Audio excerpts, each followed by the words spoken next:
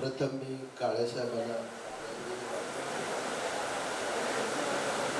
मला माझं वैयक्तिक एक दुःख असं आहे की माझा एक चांगला मित्र गेला, माझा चांगला मार्गदर्शक गेला,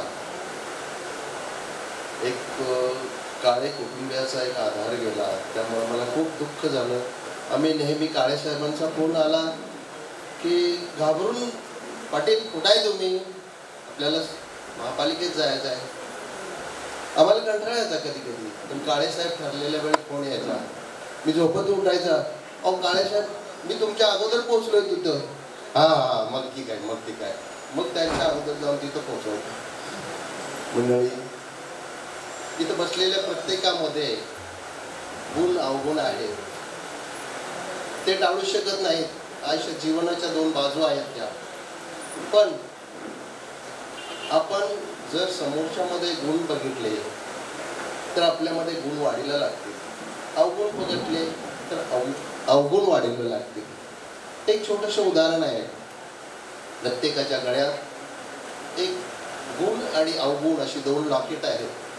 तुमच्या समोरच्या छातीवर तुमच्या गुणाचं लॉकेट आहे, पाठीमागं तुमचे अवगुण आहेत. जर समजायचं तुम्हाला समोरच्यामध्ये गुण दिसले तर तुम्ही त्याच्या पुढं आहात, जर अवगुण दिसले तर समजायचं तुम्ही त्यांच्या मागं आहात. आम्ही नेहमी काळेसाहेबांच्या पुढे राहायचे आणि काळेसाहेब आमच्या पुढे असायचे. तिथं कुठलंही अवगुणाचा भागच नव्हता. इतकं त्याने आम्हाला जिंकलं होतं.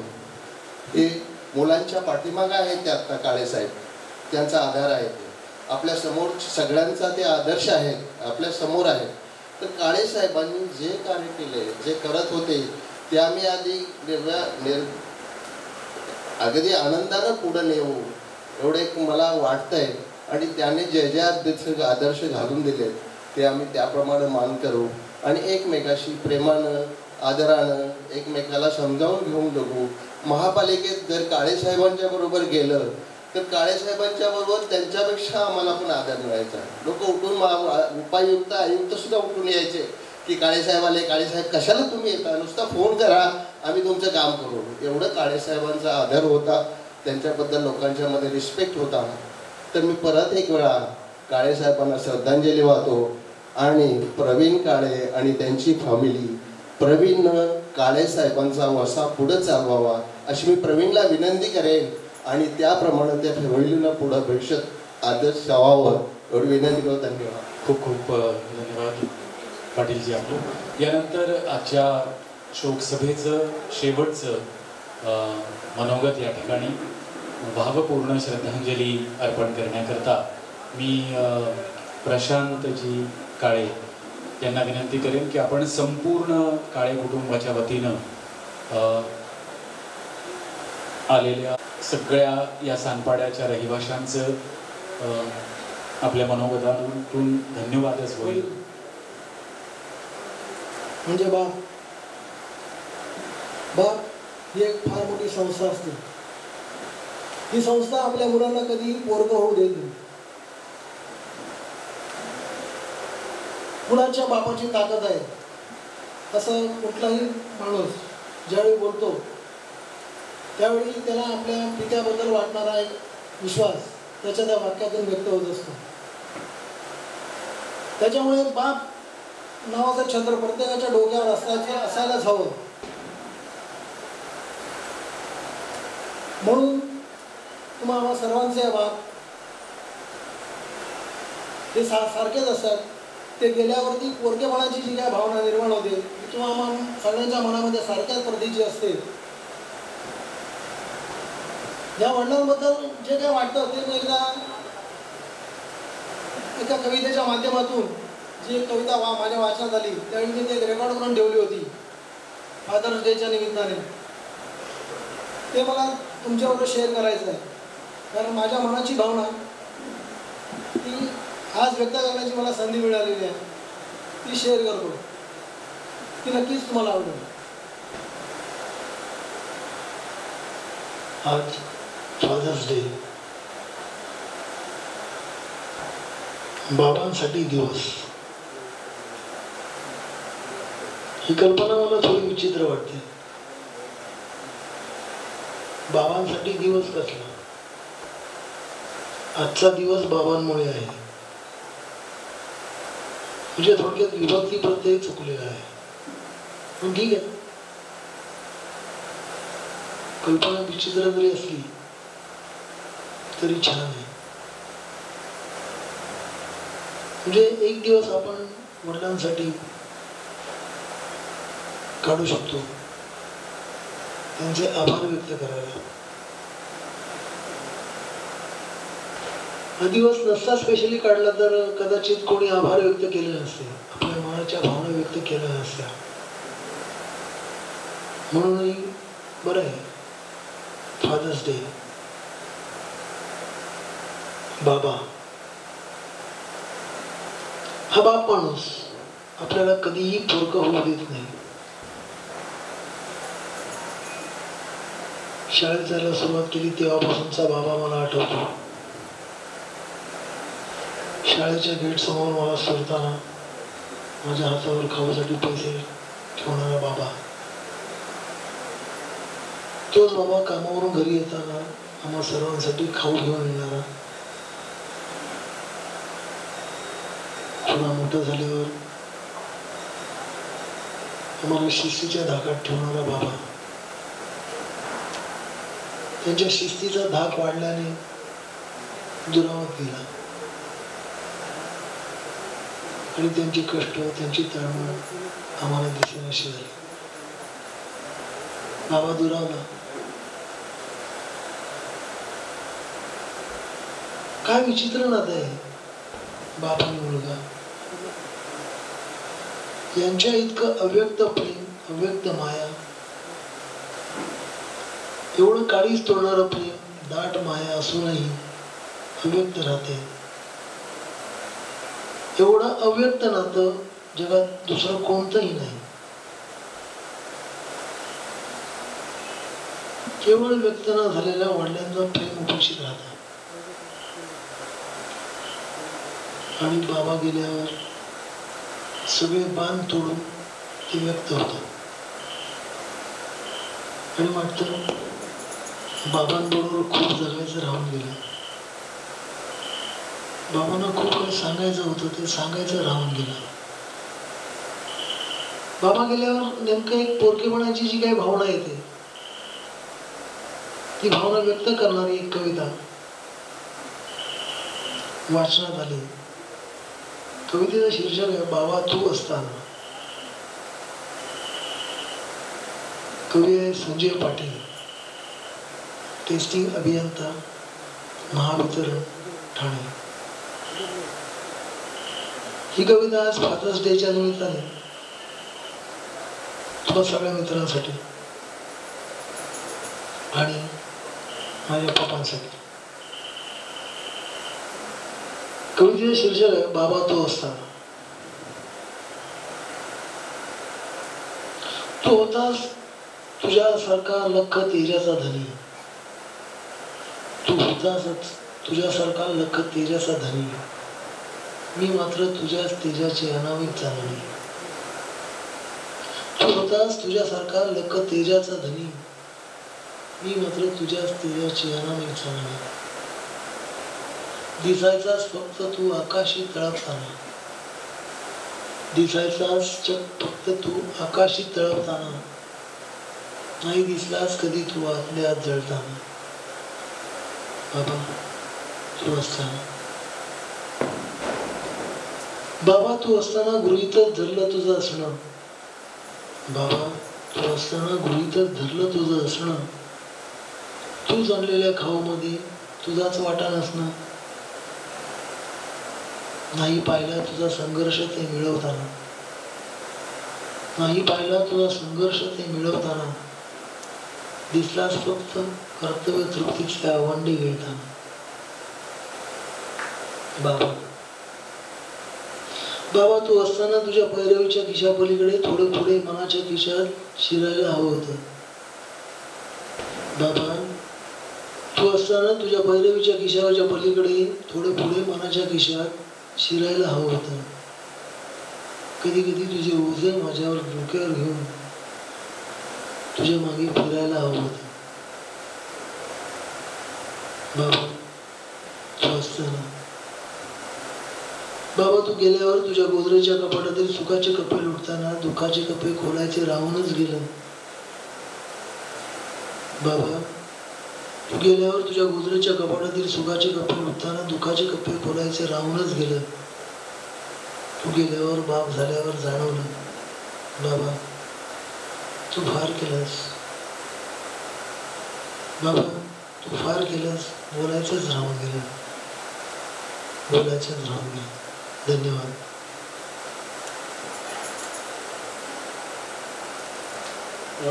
धन्यवाद प्रशांतजी.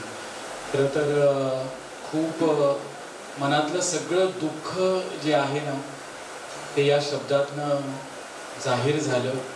खूप मोठा दुःखाचा डोंगर आहे, मान्य आहे, पण जग रहाटी आहे. हे जगातलं खूप अंतिम आणि खूप शुद्ध असं सत्य आहे की प्रत्येकाला जाणं आहे. कधी थोडं लवकर कधी उशिरा हे चालूच राहणं. खरं तर एक गोष्ट जाणवते की देणाऱ्याने देत जावे, घेणाऱ्याने घेत जावे. अरे देणाऱ्याने देत जावे, घेणाऱ्याने घेत जावे, आणि घेणाऱ्याने घेता घेता देणाऱ्याचे हात घ्यावे, देणाऱ्याचे हात घ्यावे. तुळशीराम काळेदादांनी त्यांचे हात आम्हा सगळ्यांना दिलेले आहे. या सगळ्यांना दिलेले आहे. ते असेच अनंत काळ पुढे चालत राहतील. कारण ज्यांची बाग फुलून आली त्यांनी 2 फुलं द्यावी. अरे ज्यांची बाग फुलून आली त्यांनी 2 फुलं द्यावी. ज्यांचे सूर जुळून आले त्यांनी 2 गाणी द्यावी. ज्यांचे सूर जुळून आले त्यांनी 2 गाणी द्यावी. सूर्यफुलांशी ज्यांचं नातं त्यांनी थोडा उजेड द्यावा. अरे सूर्यफुलांशी ज्यांचं नातं त्यांनी थोडा उजेड द्यावा. आणि युगायुगाचा अंधार जेथे पहाटेचा गाव न्यावा, पहाटेचा गाव न्यावा. काळेदादांनी एक पहाटेचा गाव आहे ना ते कुठेतरी घेऊन गेलेले आहेत. एका वेगळ्या प्रवासाला ते निघालेले आहेत. आणि म्हणून शेवटच्या भैरवीने काळेदादांना ही सांगीतिक शब्द सुमनांजली अर्पण करत असताना या ओळी मला इथे या सगळ्या परिवाराच्या समोर ठेवाव्याशा वाटत्यात. कदाचित त्या ओळी काळेदादांच्या कार्याला अपुऱ्या असतील, पण तरी सुद्धा या सूत्रधाराचा एक खूप चांगला मित्र जे रस्त्यात मला भेटायचे तर मी हसून त्यांना हाय म्हणायचो, 2 शब्द बोलायचो आणि मग पुन्हा हळूवार चालीने काळेसाहेब पुढच्या त्यांच्या संघाकडे निघून जायचे. त्या ज्येष्ठ नागरिक संघातली ती खुर्ची, त्या ज्येष्ठ नागरिक संघातली ती प्रत्येक वस्तू जी काळेसाहेबांच्या स्पर्शानं शुद्ध झाली, त्या प्रत्येक गोष्टीकडून मी काळेसाहेबांना सलाम करतो आणि एवढं म्हणतो की लाभले आयुष्य जितके ते जगावे चांगले. अरे लाभले आयुष्य जितके ते जगावे चांगले.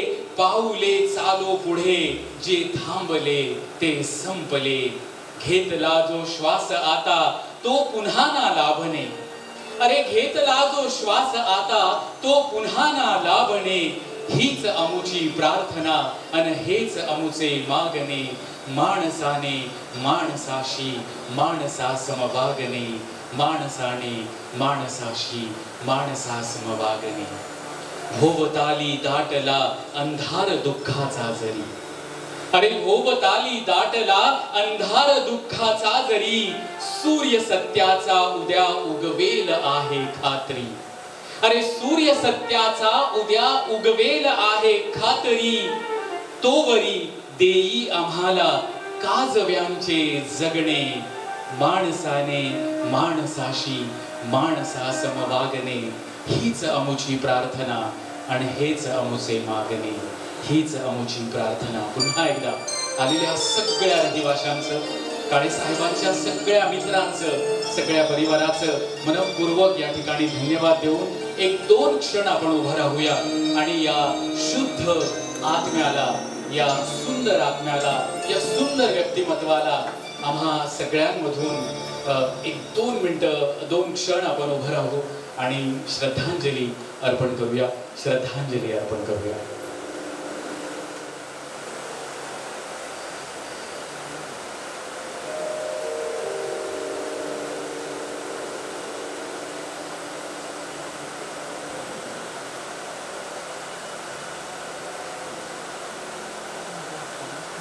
धन्यवाद या ठिकाणी अर्पण केलेली आहे.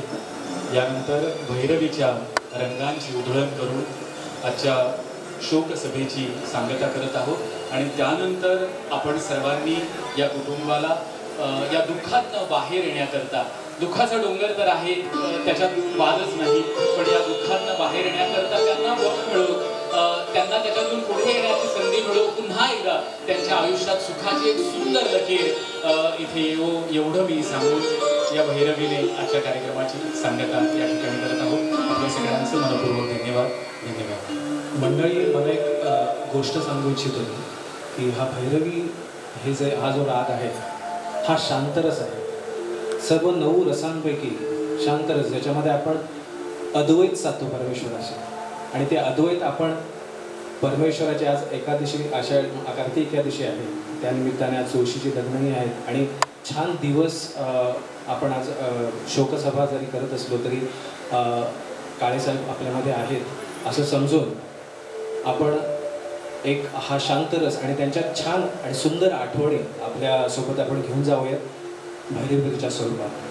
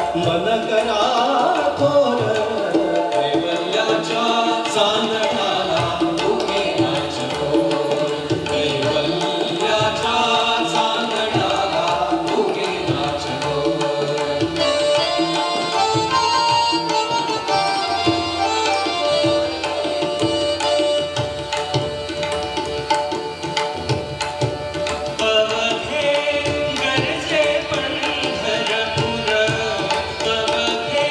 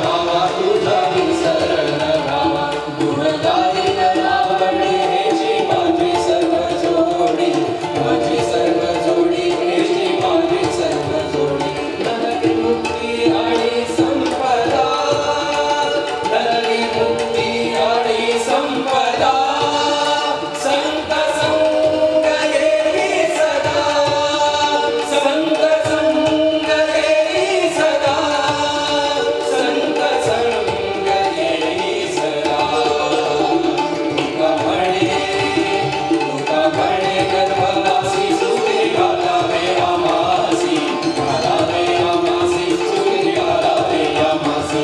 गुण गाई आवडी हेची माझी सर्व जोडी, माझी सर्व जोडी हेची माझी सर्व जोडी. जय पांडुरंग हरी जय जय पांडुरंग हरी जय जय पांडुरंग हरी जय जय पांडुरंग हरी जय जय पांडुरंग हरी जय जय पांडुरंग हरी जय जय पांडुरंग हरी जय जय पांडुरंग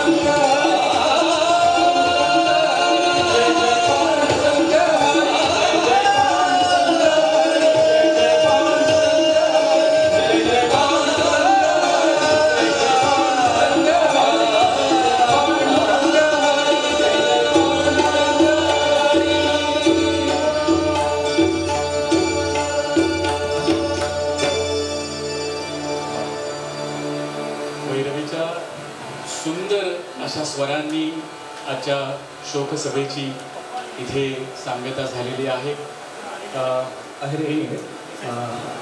सर्वप्रथम एक सगळ्यात महत्त्वाचं आणि राहिलेली गोष्ट की काळे परिवाराचं खूप खूप धन्यवाद की आम्हाला या प्रसंगी निवेदन केलं, बोलवलं आणि अशी सेवा म्हणजे आमच्याकडून घडली त्याबद्दल आम्ही खूप खूप धन्यवाद मानतो तुमचे, की तुम्ही आम्हाला आभार मानतो की तुम्ही आम्हाला ही संधी दिली. धन्यवाद. धन्यवाद वैभव. खरं तर संपूर्ण संच आम्ही खूप जुने मित्र आहोत, मी आणि वैभव. मला सांगायला आवडेल की गाण्यावर, वादनावर, सगळ्या गोष्टींवर म्हणजे एकूणच संगीतावर खूप जीव असणारी अशी ही मंडळी आहे. वैभव असेल, गौरव असेल, दीप्ती या असतील आणि ही सगळी मंडळी, मी आता प्रत्येकाची नावं घेणार नाही, पण हे सगळे खूप मोठे कलावंत आहेत आणि आज प्रवीण दादांच्या विनंतीला मान देऊन या शोक सभेला इथे उपस्थित आहेत. तुम्हा सगळ्यांच्या वतीनं मी या सगळ्या कलावंतांना खूप धन्यवाद देईन की आपली सेवा आम्हाला या शोक सभेच्या निमित्तानं लाभली. आणि माझ्याबद्दल जर सांगायचं तर आज मी करी रोडला एका कार्यक्रमाला जाणार होतो, पण माहीत नाही काळे साहेबांबरोबर माझे कुठल्या जन्माचे ऋणानुबंध होते. तो कार्यक्रम मी कॅन्सल केला आणि राम काजरोळकर दादा यांच्याशी आधी फोनवर बोलणं झालं. प्रवीण दादांचा नंबर पार पिल्लेवार दादांकडनं घेतला आणि मग त्यांना म्हटलं की मला या कार्यक्रमाला येऊन सूत्रसंचालन करायचं आहे. माझ्या आयुष्यातला गेल्या 25 वर्षातला सगळ्यात जड कार्यक्रम की जो करताना माझं काळीज भरून आलं आणि मी आजपर्यंत कुठल्याच कार्यक्रमात एवढा अंतकरणापासून अश्रू ढाळले नव्हते. ते एका शुद्ध चारित्र्याच्या शीलवान असणाऱ्या काळे साहेबांच्या शोक सभेनिमित्त मला गाळता आले, हे मी माझं भाग्य समजतो. माझे शब्द मी एकूण एक शब्द काळे साहेबांच्या चरणावर अर्पण करतो आणि पुन्हा एकदा या सगळ्या कुटुंबाला धन्यवाद देतो की तुम्ही मला आज इथे बोलण्याची संधी दिली आणि मला खूप छान वाटलं. तुम्ही सगळेजण वेळात वेळ काढून आला त्याबद्दल या सगळ्यांच्या वतीनं मी तुम्हाला धन्यवाद देईन, या संपूर्ण संचाला धन्यवाद देईन. आणि एक गोष्ट जरूर सांगेन, कैलासवासी तुळशीराम काळे दादांसारखी लोक जात नसतात. ती कायम आपल्या चेतनेमध्ये जागृत असतात, जागी असतात, जिवंत असतात. आपण त्यांना फक्त फील करायचं आणि पुढे चालत राहायचं एवढं सांगून आजची शोक सभा मी प्रवीण दादा यांच्या अनुमतीनं इथे संपली असं जाहीर करतो. धन्यवाद. शुभरात्री. जय हिंद, जय महाराष्ट्र. धन्यवाद.